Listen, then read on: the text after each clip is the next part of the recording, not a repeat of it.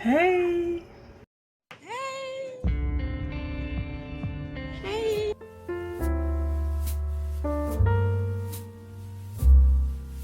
Happy Thanksgiving. Belated Thanksgiving. I took a week off for the holiday and just enjoyed it. It's already hard enough to squeeze actual enjoyment out of these holidays like we're supposed to. So I just did that and didn't worry about being on BookTube, videos, commenting, anything like that. So I'm back until Christmas and I'll do the same thing then. I read a nice little cozy mystery called Death by Coffee by Alex Erickson. It did what it needed to do and it got 3 stars. I did read Fearing the Black Body, The Racial Origins of Fat Phobia, and I gave this 3 stars. It was not what I expected. It was more, it didn't, Fearing the Black Body seems to be a unnecessarily polarizing title, because I think if it had a different title, more people might read it, people who are turned off of race talk and things like that, because this book really didn't focus that much on Black people.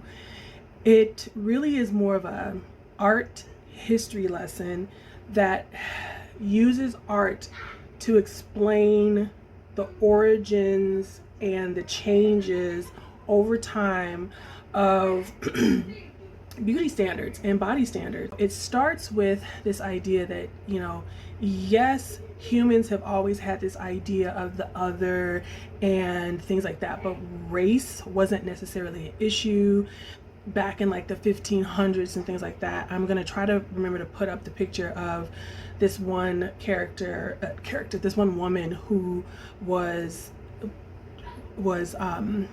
painted or drawn by, I think, a Venetian artist, and he thought she was beautiful and alluring, like he was just like really interested. And it was really interesting to me because I've never seen anyone who has the features that I have being considered as beautiful like that. Like, she had the droopy eyes and big nose and big lips, and she was round, her face was round, and she was shaded to look like she was dark skinned. And so, and I think she was described as dark skinned. Like the picture is a stencil, so there's not really a specific color, but there is I think she was referred to as dark. And then it shifts a little bit as the slave trade comes out of Portugal and Italy, and more Black people are starting to be seen on the mainland, and then they start to say, oh, okay, well, the Black body is beautiful, but not the face. And then it drifts when they have the human zoos, but in that, and then they talk about medical stuff that started happening here with the BMI and eugenics and all that kind of stuff. But for the most part, all of that was really talked about through art and religion, especially when it came over to the States. The Puritans and it started in Europe. Feeling like that the diets of milk and lots of fresh air and all these different kind of things, and differentiating men from women, because for a long time women were still okay. When they started to think about fat being bad, they started saying that fat men were slow and womanly like or whatever, but women were still seen as preferably plump, or there's this idea of being medium, not too plump, not too skinny. But if you were going to venture on one side or the other, more plump was better. And so it kind of marked it marked the shifts through the century on both the European side as well as the American side. So basically the Western ideal of beauty and weight. And it did not focus so much on the Black body. I think a more accurate description would be something or title or something like that would be journeying through the Western history of beauty. It was almost as it read like a paper, and it was almost as if this Sabrina Strings's PhD dissertation, and she added some things and plumped it up for a book. It was only 283 pages, and it was just light on what the title and that picture shows. The majority of the paintings and art that was shown, you did get to see it. I had the book, I read it and listened, and I wanted to see the art. I had seen other reviews, so I knew that there was artwork and things like that, but the majority of the art is of white people, and the different artists, you go deep into their philosophies, like Rubens, and maybe what drove him versus these other artists that I didn't even know about, really, because you really don't even talk about some of the more famous people that we all think of. It was talking about some more like obscure to me as not being an art person, art history major, anything like that. So people who probably are more classically educated probably know these people. Yeah, the paintings didn't even have that many black people in them, and they were in there, but just like I said, it probably, I don't know, 30-70. And so yeah, it didn't do exactly what I thought it would do. So that was my nonfiction, and I think that's the only nonfiction I got to, and the rest was mood reading for the rest of the month. I read A Good Girl's Guide to Murder. That was 4 stars. That's a YA murder mystery. The next book was The Burning Girls by C.J. Tudor. I gave it 2 stars. And when you read the synopsis, this sounds like something I would like. It's a twisty, kind of supernatural question mark, mystery, haunted house, actually a haunted church, I think. But it has so many confusing and so many subplots. Let me read the book description, because of there being so many subplots and it being confusing and it being twist on twists for just no reasons. Like sometimes the twist on twists work. You know I love a twist, but this was not it. So, okay. Welcome to Chapel Croft. 500 years ago, 8 Protestant martyrs, I don't know why I said it that way, 8 Protestant martyrs were burned at the stake here. 30 years ago, 2 teenage girls disappeared without a trace. And 2 months ago, the vicar of the local parish killed himself.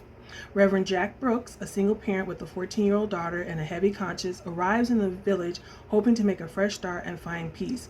Instead, Jack finds a town mired in secrecy and a strange welcome package, an old exorcism kit, and a note quoting scripture. But there is nothing covered up that will not be revealed, and hidden that will not be known. The more Jack and her daughter, Flo, get acquainted with the town and its strange denizens, the deeper they are drawn into their rifts, mysteries, and suspicions. And when Flo is troubled by the strange sightings in the old chapel, it becomes apparent that there are ghosts here that refuse to be laid to rest. But uncovering the truth can be deadly in a village where everyone has something to protect. Everyone has links to the village's bloody past, and no one trusts an outsider. And that's true. First of all, Jack is an interesting character. She is, especially to me, Catholic people have always interested me because they drink, smoke, curse. And growing up fundamental, the only thing further right to us were my cousins who went to holiness churches where the women couldn't cut their hair, they couldn't wear makeup, they couldn't do Halloween. They did I say dresses? They have to wear dresses. There is no there, and sometimes you get into dietary restrictions depending on what branch, and so we didn't curse or drink or smoke or anything like that. And so I've always been scandalized by Christians who smoke or curse and still are just fine, and they go to church, and you start watching movies and the chaplain or the priest will drink. Just like, what? Or smoke or whatever. And so I am still slightly scandalized or just super interested in the way other religion or other branches of Christianity express their faith in what's normal. So Jack is that kind of priest. She curses and she drinks and she smokes. The only person who calls her out on her smoking is her daughter, because her daughter doesn't want her dying of cancer. And she's kind of cynical, but she still wants to help people, and I like that. And then the town does this ritual that burning these girls, which are little like twig all versions. So you would burn the 8 martyrs, and it's weird because they are in modern times, but it reads like the town is not. And it's just the way the people are, like old, crotchety, secretive people. It just reads really bizarre that way. I gave this 2 stars just because I didn't love how confusing and the many subplots. What the Hex? It was a short story by Alexis Daria. When Catalina Cartagena returns home from her older sister's wedding, she's shocked to discover that her soon-to-be brother-in-law is possessed by a demon. To make matters worse, everyone else seems to be under the demon's spell, except for Diego Paz, younger brother of the groom and Kat's childhood rival. And within only 3 days until the wedding, Kat must join forces with her sexy nemesis. He's a nemesis because he fought really hard. They were constantly in competition to get valedictorian and salutatorian in high school. And so to break the spell and defeat the demon. If they fail, the demonic forces will control 2 of the most powerful witch families on Isla Bruja. There's only one bed at a magical B&B, and it's time for these witches to get wicked in more ways than one. So yeah, it's a romance. It's paranormal. It had a little bit of spice, and I enjoyed it. I read 2 Paranormal Mysteries by Kristen Painter in her I think it's like the Jack Frost. It's not Jack Frost. It's Jane Frost. She's Jack Frost's daughter, and Santa is her uncle, I think. But it's real light. There's she's been kind of dating around. There's 2 guys she's dating. She goes to this town called Nocturne Falls, and this series is another series. Nocturne Falls is another series, and then Jane Frost splits off and has her own series. So Nocturne Falls is a town that has Halloween going for 365 days a year, but it draws in all types of paranormal people because they can hide out in plain sight there. And so she meets up with this handsome vampire who, is the vampire on duty. So he works for the town, the people who own the town or run the town. She is a winter elf. Her ex-boyfriend is a summer elf, and they start dating. And so the next couple books, she's dating both of them. And it did what it needed to do. It was like fluffy candy. 3 stars for both. Then I read Indelible by Karen Slaughter. She's really good about empowering women, just empowering flawed women who go through a trauma and then have to still make mistakes. None of them are one note.